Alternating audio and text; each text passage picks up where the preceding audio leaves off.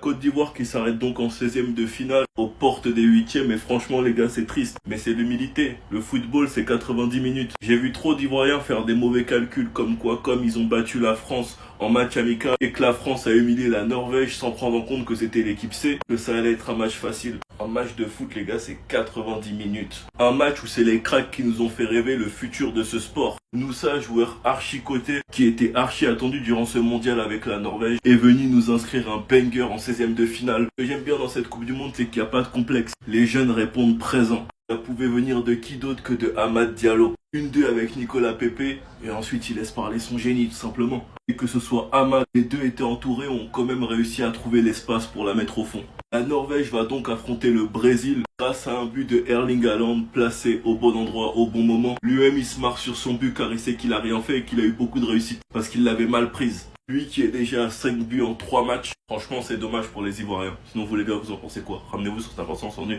C'est typiquement ce genre de match-là qui montre que c'est cruel certaines affiches des 16e de finale. Parce que ces deux équipes-là, elles doivent être en 8e tous les jours au vu du niveau. La Norvège c'est beaucoup trop fort. La Côte d'Ivoire c'est beaucoup trop fort. Ils ont failli les tenir grâce à une immense équipe, une immense force de caractère, des immenses individualités.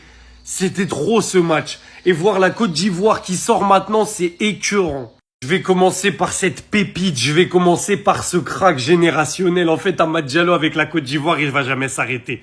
Contre l'Équateur, il donne le but victorieux. Aujourd'hui, il donne le but de l'égalisation et il a failli donner le deuxième but de l'égalisation sur un coup franc qui aurait été le plus beau but de la Coupe du Monde.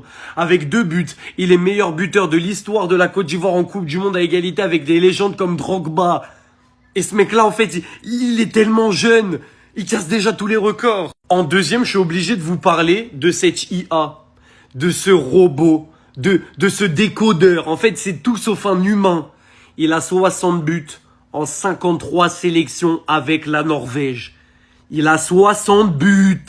C'est qui ce mec? Lui aussi, j'y viendrai. Mais lui, il m'a tellement effrayé qu'il aura sa propre vidéo. Le niveau, c'est trop. Si vous me demandez qu'est-ce que Guéladoué ne sait pas faire, je suis incapable de répondre même si vous me donnez 6 heures. C'est trop fort. Bravo à la Norvège qui, avec cette qualification en 8e de finale, donne raison à son coach. Faire tourner contre la France, c'était pas une si mauvaise idée. Parce qu'au final, t'avais des joueurs frais et c'est peut-être ça qui a fait la différence face à la Côte d'Ivoire pour aller chercher cette qualification en 8e. Donc bravo à eux. Match très très solide de leur part encore, c'est fort. Bravo à la Côte d'Ivoire aussi, vous nous aurez fait rêver. Le match contre l'Équateur que vous gagnez à la dernière minute, le match contre l'Allemagne où vous pouvez gagner ou au moins faire match nul, vous méritez tous les jours parce que vous avez affiché un niveau de malade mental. Ce match contre la Norvège où jusqu'à la dernière seconde on se dit ils vont le faire. Merci pour les émotions. La Côte d'Ivoire, c'est trop. Maintenant, la Norvège. Faut juste que vous testiez un truc contre le Brésil. Vous nous avez privé d'un Côte d'Ivoire-Brésil qui aurait été un match exceptionnel.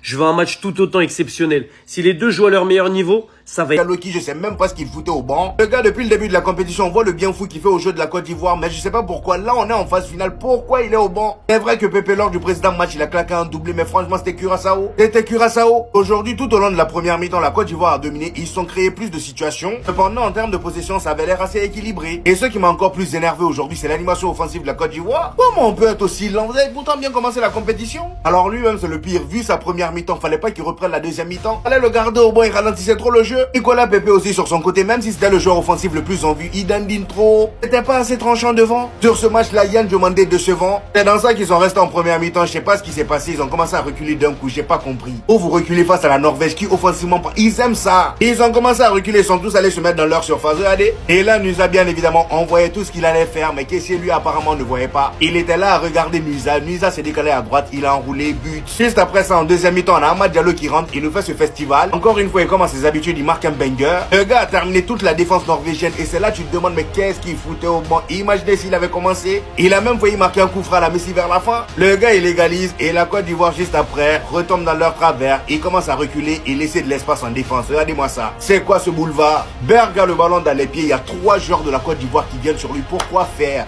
Vous laissez Erling Haaland le plus dangereux. Même Erling Haaland a été nul pendant tout le match. Il a été à chier pendant tout le match. On le voyait pas. Quand vous voyez ça, vous dites, oh, il n'est pas dangereux. Si. Il est très dangereux. Le gars, il s'est bien placé tout seul dans la surface et Thierry marque. Je suis tellement dégoûté. Les gars, c'est cruel, c'est cruel. Élimination de la Côte d'Ivoire en 16e de finale. Défaite 2-1 face à la Norvège d'Erling Haaland. Ah, mais Ivoiriens, non. Non, vous allez me manquer. Vraiment, vous allez me manquer. Et c'est dommage. Franchement, je sais même pas quoi penser de ce match. En vrai, de vrai. La Norvège qui a ouvert le score sur un magnifique but de Nusa. Franchement, rien à dire. Lucarne, rien à dire. Magnifique. Amad Diallo, le super sub. Il est rentré à la 60e. À la 75e, il a mis un but magnifique après un 1-2 avec Pépé. Et malheureusement, Erling Haaland à la 86e minute qui met le but du 2-1. Et j'avoue que la passe norvégienne là, elle était magnifique. Et la deuxième sur Haaland, magnifique aussi. Donc c'était une très belle action de la part de la Norvège. Mais le match, en fait, je sais pas quoi en penser. J'ai l'impression qu'il y avait un faux rythme. La Norvège, vu qu'ils ont ouvert le score, après ils étaient bloc bas.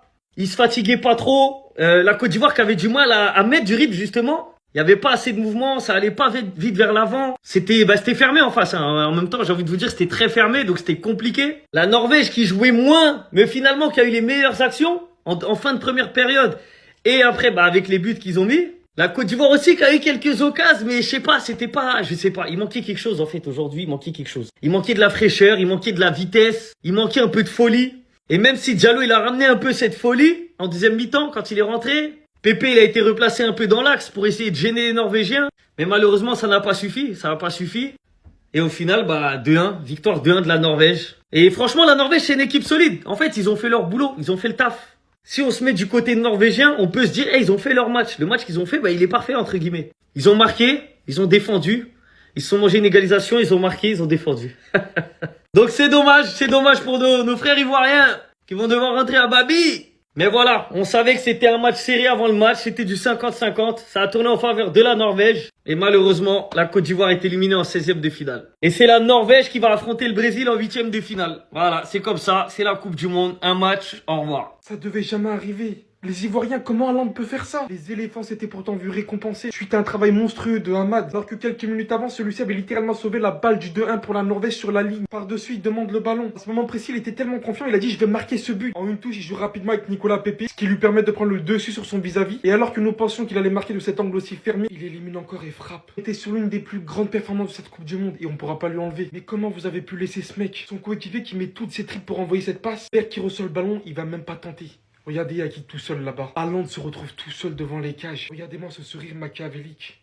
Ce boubou là. Après le but de Nusa, qui consolide d'ailleurs lui aussi, c'était beaucoup trop. Sa frappe était dotée d'une violence à l'entrée de la surface. Regardez-moi comment il retombe s'il vous plaît, ça se voit à sa posture. Le saut du gardien, le mec a balancé une dinguerie. On va pas se mentir, c'est du beau jeu. Mais franchement, je suis tellement dégoûté pour la Côte d'Ivoire. En revenant au score de cette manière-là, ils avaient tellement fait le plus dur. Malheureusement, ça ne sera pas pour cette fois. La Côte d'Ivoire a encore montré un excellent aspect d'eux. En vrai, je trouve ça assez dommage quand même qu'ils sortent dès maintenant. Mais pour moi, tout de même à ce stade, c'est déjà tout de même une réussite pour le football africain et pour la Côte d'Ivoire. Un beau jour, un ovni est arrivé. Provenance, la Norvège. Salzbourg, Dortmund, Manchester City s'est imposé dès très jeune comme un des meilleurs attaquants du monde. A rejoint une sélection qui n'existait plus du tout, ni en Europe, ni dans le monde, depuis très longtemps. Et en a refait quelque chose de stable, quelque chose de puissant, quelque chose de fort, quelque chose qui redonne espoir aux supporters. Rendez-vous compte, pour sa première Coupe du Monde, Erling Haaland a débuté 3 matchs. Il a marqué 5 buts dans ces 3 matchs, en marquant dans chacun des 3 matchs. Son but aujourd'hui, c'est pas du tout le plus difficile à mettre, mais il est toujours là au bon moment. Il a beau des fois ne pas toucher un ballon du match, s'il a le ballon dans la surface, ça va au fond. Et il va falloir mettre énormément de respect sur la Coupe du Monde d'Erling Haaland. Parce que même si la Norvège a un bien meilleur effectif qu'à l'époque, c'est pas non plus l'effectif des grandes nations ou des nations auxquelles on voit aujourd'hui les meilleurs buteurs de cette Coupe du Monde. Comme Messi, comme Mbappé, comme Dembélé, etc. Et ça montre une chose. C'est qu'on sait que c'est une Coupe du Monde de GOAT. Et que même s'il est avec la Norvège, il a dit « Je suis un GOAT de cette nouvelle génération. Je serai présent dans cette Coupe du Monde. » Et il l'a déjà marqué de son empreinte. Parce que la Norvège qui va en 8e de finale, c'est juste extraordinaire. Et c'est emmené par Brodt. Et pour s'offrir un match de gala contre le Brésil, c'est extraordinaire. Que de regrets. Tellement de regrets pour la Côte d'Ivoire. Il y avait tellement la place pour aller chercher autre chose. La Côte d'Ivoire qui dans ce match a été longtemps supérieure à cette équipe de la Norvège. La Côte d'Ivoire qui proposait plus de jeux, qui était plus présent. Il y avait un manque de finition en première période. un manque de précision dans le dernier geste des situations. Au final, ils encaissent un but extraordinaire venu d'un autre monde de la part de Noussa. Faé réagit, fait des changements, ça lui donne raison avec le but d'Amad Diallo. Et puis après ce but, je sais pas ce qui s'est passé. La Côte d'Ivoire a commencé à reculer. Alors qu'ils étaient dans un vrai temps fort. C'était le moment pour aller achever cette équipe de la Norvège. Et je ne sais pas pourquoi la Côte d'Ivoire a reculé de 30 mètres.